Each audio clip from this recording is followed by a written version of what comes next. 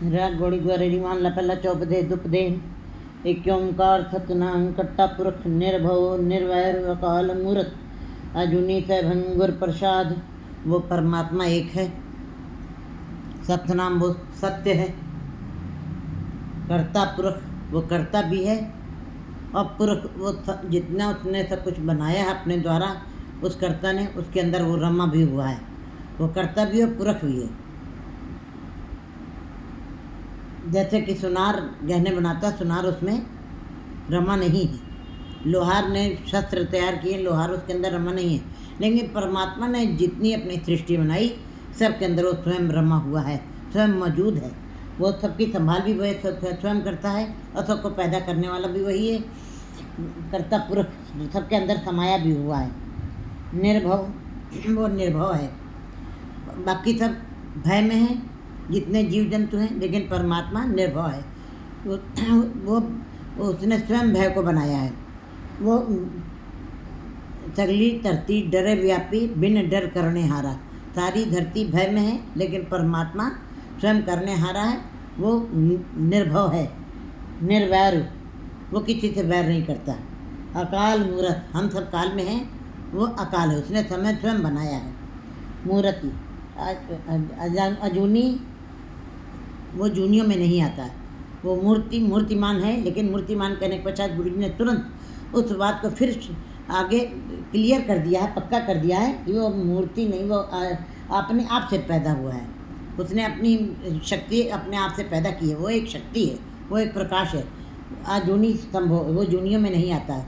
वो गर्भ से नहीं आए किसी के।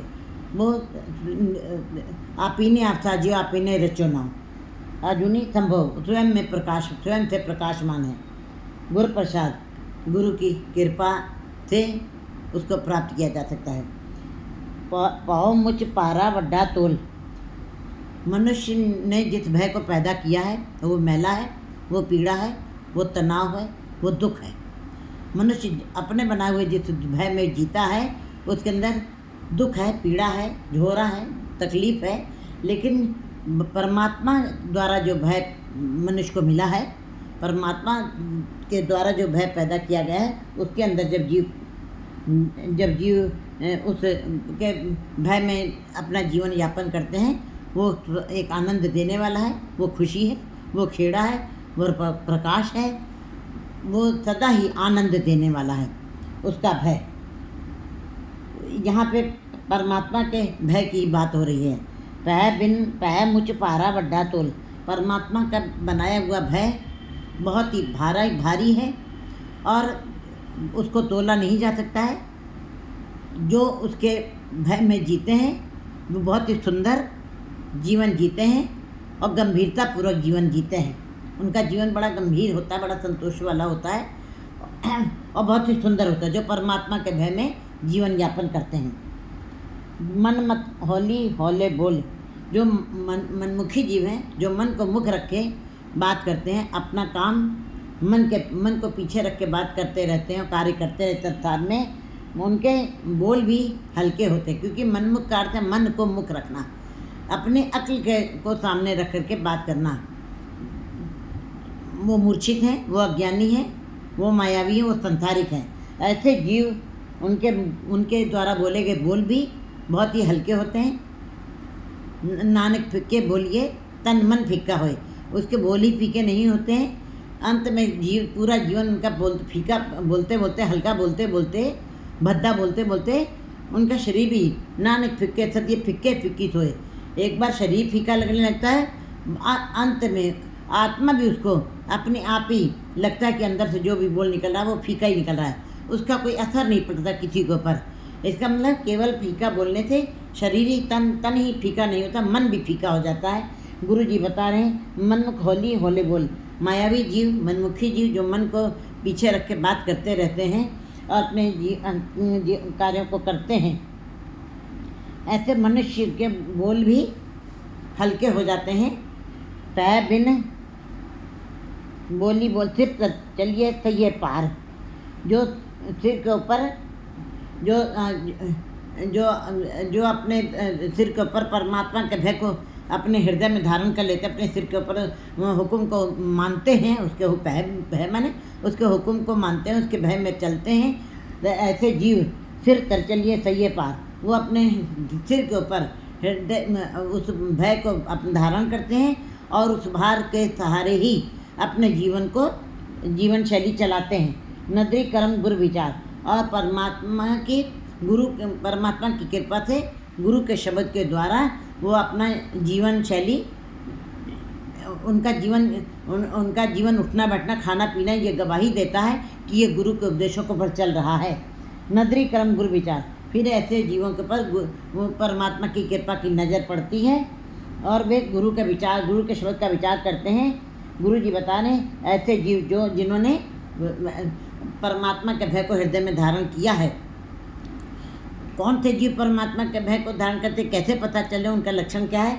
वो केवल गुरु के शब्द को ही कमाते हैं और गुरु के शब्द के अनुसार ही अपना जीवन ढालते हैं। भय बिन कोई न लंगत पार, गुरु जी बता रहे हैं भय के बिना भय बिन भगत न होई।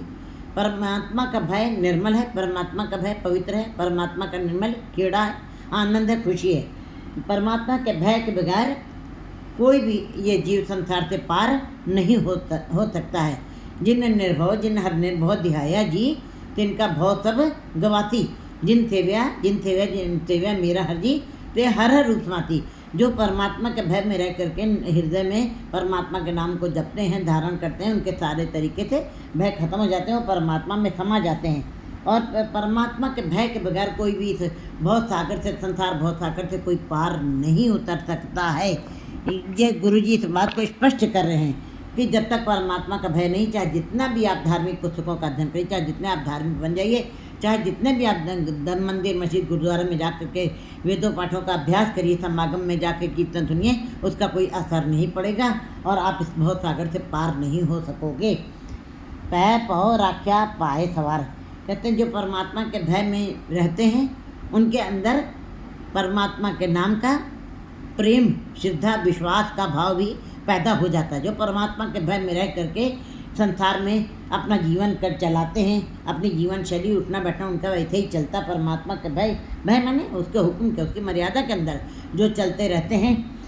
पह पौ राख्या पाए सवार, फिर ऐसे जीवों को परमात्मा, जिनके अंदर परमात्मा का भय है और परमात्मा के नाम का श्रद्धा विश्वास भी है, उसके साथ जीते हैं, उनको वे संवर जाते हैं, वे सुंदर हो जाते हैं, वे गंभीर धीर हो जाते हैं। राव पै तन अगन पखै पै नाल, पै को पौ कड़िए सब सवार। जैसे भय कहते हैं जो बैसंतर तात शुद्ध होए, त्यों हर का बहुत दुर्मत मैल गवाए। जैसे कोई भी धातु है उसको अग्नि में डाले बगैर, कसौटी में डाले बगैर वो कस के शुद्ध नहीं हो सकती है। उसको बैसंतर धातु शुद्ध है, जैसे अग्नि में डल करके सारी धातुएं शुद्ध हो जाती हैं, तो अपनी शुद्धता को बता देती हैं। जो कनिको कोठारी चढ़ो, जैसे सोना कोठारी में चढ़ जाता है तब से थान थिरो, जब तक अशुद्ध रहता है तब तक वो नाचता रहता है कठोरी के अंदर, लेकिन जैसे वो शुद्ध हो जाता है वैसे ही स्थिर हो जाता है। यही बिल्कुल हूबहू मनुष्य के अंदर की हालत है। वो मनुष्य भी गुरु के शब्द के द्वारा शुद्ध हो जाता है। गुरु तो व्यतंत्रता तो शुद्ध है, जो तो गुरु के शब्द के साथ मनुष्य के अंदर की दुर्मतियों की मैल उतर जाती है। गुरु का शब्द रूपी अग्नि के अंदर घड़ा जाता है जब ये मन, तो अंदर से सारे विकार खत्म हो जाते हैं और शब्द के साथ हमारा जाता है।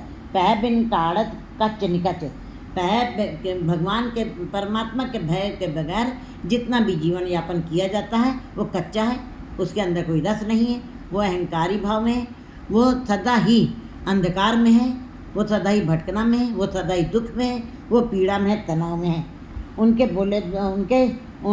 जीवन कच्च निकच कच्चा है। जैसे आम के पेड़ में आम तो अम्बिया भी आम कहलाती है और पक्के आम भी जिनमें रस भरा वो भी आम कहलाते हैं, लेकिन कच्ची अम्बिया वो कतैली है, उसको लोग थूक देते हैं। इसी प्रकार बिल्कुल मनुष्य का जीवन भी है, वो मनुष्य जीवन में है लेकिन वो कच्चे हैं। नानक फिक्के बोलिए तन मन फिक्का होए, वो कच्च निकच। उनका जीवन जो है बिल्कुल जैसी मत देता था प्रकाश, उनकी मत मनमुख वाली है, मायावी है, मूर्छित है, इसलिए उनका जीवन भी अज्ञानी और अज्ञानता वाला हो जाता है। उनका जीवन भी, उनके जीवन में भी सारे, उनके जीवन भी सब जितने भी कर्म होते हैं वो अच्छे होते हैं, फीके होते हैं। उनके किए गए कर्म की कोई उनके द्वारा किए गए कर्म का कोई भी फल नहीं मिलता है। हमारी मति, हमारे विचार, हमारी सोच जब कच्ची होती है तो उनके द्वारा जो संस्कार बनते हैं वो भी कच्चे ही होते हैं। गुरु जी बता रहे हैं कि जैसी मति देता था प्रकाश, मनमुखी जीवों की मति मायावी है, इसलिए उनके अंदर वैसा ही प्रकाश होता है, वैसे ही उनके व्यवहार होते हैं, कार्य व्यवहार होते हैं, वैसे ही उनके अंदर छोछापन होता है। अंधा सच्चे अंधी तट, वो आंखें होते हुए अंधे हैं और जो भी कार्य व्यवहार करते हैं वो भी सब व्यर्थ वाले होते हैं। बुद्धि बाजी उपजे चाओ, सह त्याण पवे न ताओ, नानक मन गोलण वाओ, अंधा अखर वाओ दुआओ। गुरु जी कहते हैं कि जब बुद्धि बाजी उपजे चाओ, जब कभी किसी के मन में परमात्मा के नाम की बुद्धि आ जाती, गुरमत वाली बुद्धि आ जाती है, तब वो उनको दोबारा तपना नहीं पड़ता है, उनको दोबारा जोनियों में आना नहीं पड़ता है, उनको दोबारा कष्ट नहीं सहना पड़ता, पीड़ा नहीं सहनी पड़ती है। लेकिन बता रहे हैं कि नानक अब मनमुख हो लड़वाओ, लेकिन गुरु जी कहते हैं जो मनमुखी जीव हैं उनके मुख से जो भी भाव निकलते हैं वो दुविधा वाले निकलते हैं, संशय वाले निकलते हैं, द्विविचार निकलते हैं। संसार में रहते हुए नाम भी जपते हैं, संसार में रहते हुए निरंकार को जपते हैं, लेकिन संसारिकता की बातों से को साथ में लेकर के, कामना आशा तृष्णाओं के साथ वो परमात्मा के नाम को जपते हैं, इसलिए उसके अंदर संसार की बू आती है, उसका कोई प्रतिफल नहीं होता। वो उनकी नानक मन बोल लड़वाओ, जो मनमुखी जी जो भी बोलते हैं वो द्विभाव वाला बोलते हैं, अंधा अक्षर वाव दुआओ। और गुरु जी कह रहे हैं कि मनमुखी जीव के बोल निस्तार होते हैं और अंधे होते हैं, बेकार होते हैं और उन बेकार की बातें करते हैं, उनकी बातों का कोई अर्थ नहीं होता है, उनकी बातें निस्तार होती हैं, थोथी होती हैं और रसहीन होती हैं और लोगों के ऊपर कोई असर नहीं डालती हैं। 3 गोली मारना पहला, डर डर डर डर, ये वाला सही है, ऊपर वाला थोड़ा सा छूट गया था, इसलिए ये वाला सही है।